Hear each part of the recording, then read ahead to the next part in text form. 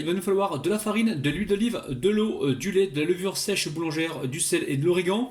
Vous avez donc le détail des ingrédients juste en dessous de la vidéo, mais par contre en milieu de vidéo, je vous dirai exactement ce que j'ai mis donc dans la recette. Alors la famille, évidemment la recette est super facile. Alors souvent dans mes recettes, ne tenez pas forcément compte du liquide que je mets parce que suivant les farines, il faut peut-être en rajouter un peu plus.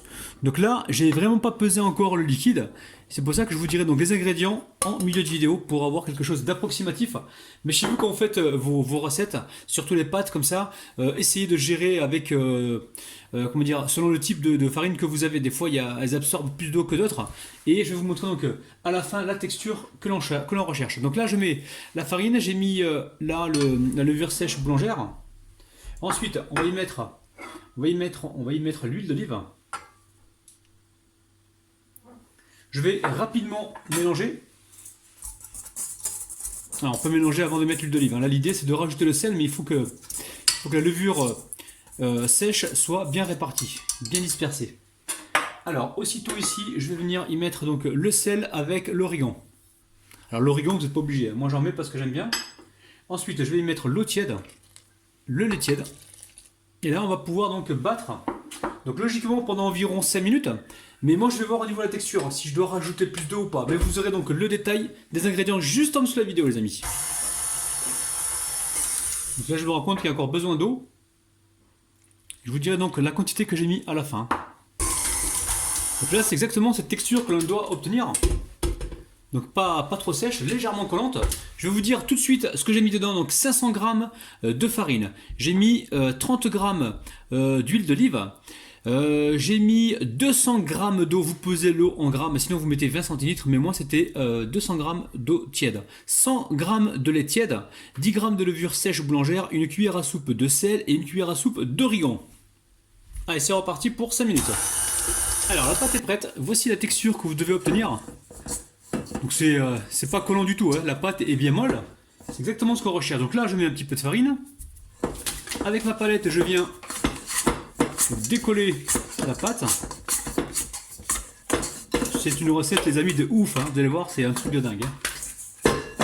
C'est une pâte martienne avec les petits points verts d'origan. Donc une fois qu'on a fait ça, on met un petit peu de farine sur le fond, je dépose ma pâte, ici je viens la recouvrir d'un papier film et là on va la laisser donc reposer. Il faut que ça double voire triple de volume, donc vous laissez tranquillement. Donc tout dépend de la température de votre pièce, ça peut prendre 1 heure comme ça peut prendre 45 minutes ou 30 minutes, tout dépend de la température. Allez, alors les amis, au repos. Très simple, dans la poêle qui chauffe je mets donc l'oignon et le poivron rouge. Vous allez voir cette recette elle est terrible les amis. Alors on va pouvoir poivrer. Alors le sel et le poivre ça reste toujours selon vos goûts, hein. Et ici je vais venir y mettre un petit peu de sel. Et là on va cuire cette préparation donc sur un feu doux environ 5 minutes, hein. Alors ici c'est pas obligé, mais moi j'aime bien mettre un petit peu de piment, surtout dans les préparations comme celle-ci. Je vais mettre juste un petit morceau. Il faut savoir que tous les piments ne sont pas très forts, donc celui-ci il n'est pas vraiment très fort, hein. Légèrement. Alors un petit peu de piment. Ici je récupère ma cuillère, je mélange et je vais pouvoir donc mettre la viande. On va faire la place d'ailleurs pour la viande. Alors ici j'aurais mis un petit peu d'huile d'olive, donc une cuillère à soupe environ. Et là je vais mettre ma viande hachée. Donc là la viande hachée j'ai 300 grammes, hein. Alors qui a remarqué que j'avais changé de poêle en cours de cuisson? Ceux qui ont remarqué, dites-moi ça en bas dans les commentaires. J'ai changé de poêle, j'en ai pris une qui était un peu plus petite parce que la première était trop grande. Donc là on n'hésite pas, ici on surveille, hein. On est sur un feu doux, on mélange quand même pour pas que ça crame dessous. Donc là pareil, on va venir poivrer la viande et saler aussi la viande. Alors les légumes sont quasiment cuits, il n'y a pas de problème, il faut les mélanger de temps en temps. Maintenant il faut cuire la viande. Et une fois que la viande sera cuite, on mélangera donc l'ensemble des éléments. Et ce qu'on peut faire aussi, c'est pousser la poêle comme ceci, donc la flamme directement sur la viande. Comme ça, les légumes qui sont là, ils risquent rien. Les amis, un grand merci à vous, parce que ça, je l'ai acheté grâce à vous, la cuisinière à gaz. C'est vraiment grâce à vous les amis, hein. Alors ça va me permettre de cuisiner des fois au gaz, parce que c'est vrai qu'à la plaque, on n'a pas forcément le même résultat. Et franchement, je vous remercierai jamais assez les amis, grâce à vous, je me suis offert ça. Merci beaucoup. Donc en fait, c'est vous qui me l'avez offert, quoi. Allez, on va y mettre ici environ 2 belles cuillères à soupe de persil. Vous pouvez mettre de la coriandre si vous voulez, il n'y a aucun problème. Donc maintenant, on va pouvoir mélanger le tout. Et là, on va poursuivre la cuisson encore 2 minutes. Alors, on va baisser la température un petit peu. Alors, si vous récupérez des épinards, là j'ai environ 2 belles poignées. Alors, vous enlevez les queues, vous les lavez, et ensuite, on les met directement avec notre viande et les légumes. Alors, on peut également revenir saler un petit peu et poivrer les épinards, très peu. Alors là, on va pouvoir mettre environ une cuillère à café de cumin. Ça sent super bon, les amis. Oh là là, oh là là là là. Donc là, vous pouvez mettre en couvercle si vous voulez, pour aller plus vite. Donc là, je vais mélanger comme il faut. Ça sent très très bon. Allez, là, on va mettre du ketchup. Donc environ 3 cuillères à soupe. Alors, on mélange. Allez, on continue avec la moutarde. Donc la moutarde, on va mettre environ... Hop là, j'en ai partout. On met 2 cuillères à soupe. Vous connaissez mon amour pour la moutarde. Grâce au poulet yassa, les amis. Allez, on mélange tout ça. Ça sent bon, c'est un truc de dingue. Alors, regardez-moi ces couleurs, c'est un truc de dingue. Donc là, ça y est, j'ai éteint la plaque. Et on va tout de suite passer donc au montage. La pâte a bien gonflé, donc là, je retire le film. On va venir ici la saupoudrer avec un petit peu de farine. Et la dégazer. Regardez-moi ça. Texture de malade. Donc là, je vais récupérer des boules. On va essayer d'en faire, je vous dirai combien tout à l'heure. Ne vous inquiétez pas, parce qu'après, on va bouler les pâtes comme ceci. Et on va leur donner donc la forme que l'on souhaite. Donc un joli rond. Donc là, pour l'instant, je les portionne. Alors n'hésitez pas, si vous voyez qu'il y a des pâtons qui sont plus gros que d'autres, vous récupérez comme ça un peu de pâte et vous partagez. Allez, ici je fais mes boules. Alors très simple, ici je récupère un pâton, je viens saupoudrer avec un petit peu de farine, pas beaucoup les amis, juste un petit peu, c'est juste pour étaler donc la pâte. Et là je viens donc faire un rond. À chaque fois je prends la pâte comme ça et je fais un quart de tour.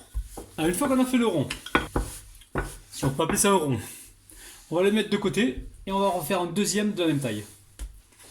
Donc pareil, on met un peu de farine et on étale. Alors une fois que c'est fait, ici je récupère de la garniture et je viens en mettre directement donc au centre. On fait attention de ne pas aller trop sur les bords. Qu'est-ce qui m'arrive de bégayer les amis? Oh là là!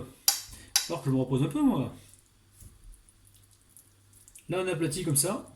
Donc là on a fait 10 pâtons, d'accord? 10 pâtons et on a besoin de 2 pâtons par galette. Donc là on va faire environ 5 quesadillas. Donc quesadillas ou galettes, vous appelez ça comme vous voulez.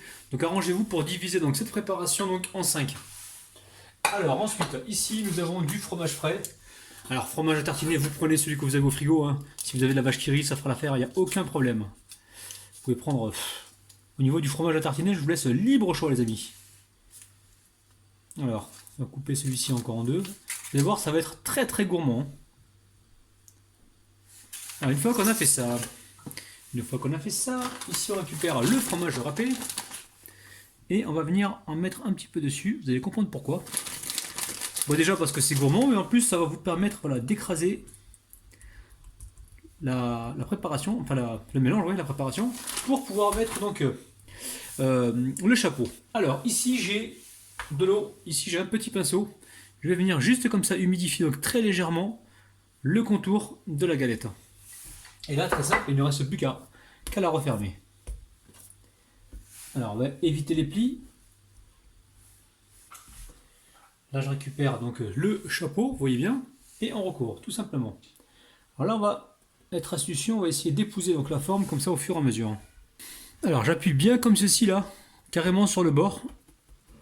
On appuie comme ceci pour pas avoir de surprise lors de la cuisson. On va cuire ça à la poêle. Vous pouvez très bien le cuire au four si vous voulez, il n'y a aucun problème. Là aujourd'hui j'ai envie de me régaler et j'ai envie de faire la poêle. Donc là on prend la fourchette, pareil, on va la tremper dans la farine. Hop là, je vous montre ça. On trempe la fourchette dans la farine et on vient écraser comme ça les bords. C'est simple comme bonjour. Donc là on appuie un petit peu pour répartir bien la pâte donc, sur le côté.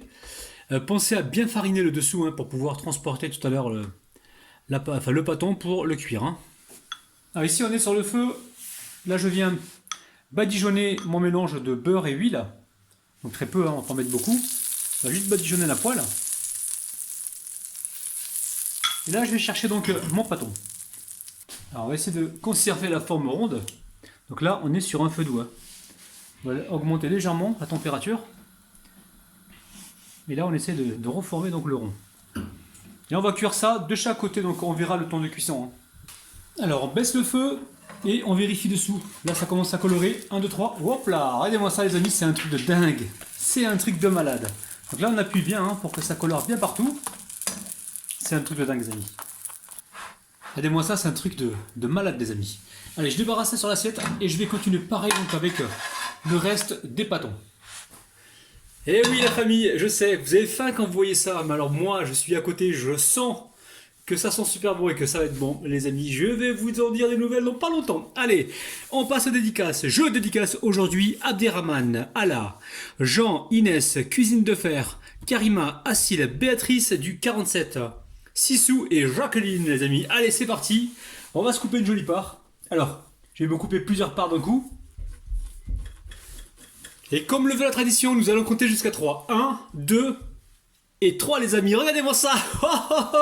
On dirait un millefeuille, c'est un truc de dingue. Oh là là là là, les amis. Bon, je vais passer à la dégustation. Regardez-moi ça, je vais récupérer donc crêpe par crêpe. C'est un truc de malade. Allez, c'est parti. Le ketchup qu'on a mis à l'intérieur, ça a apporté une petite touche sucrée. Surtout, négligez pas donc la touche de ketchup. Si vraiment vous voulez pas en mettre, mettez de la sauce tomate.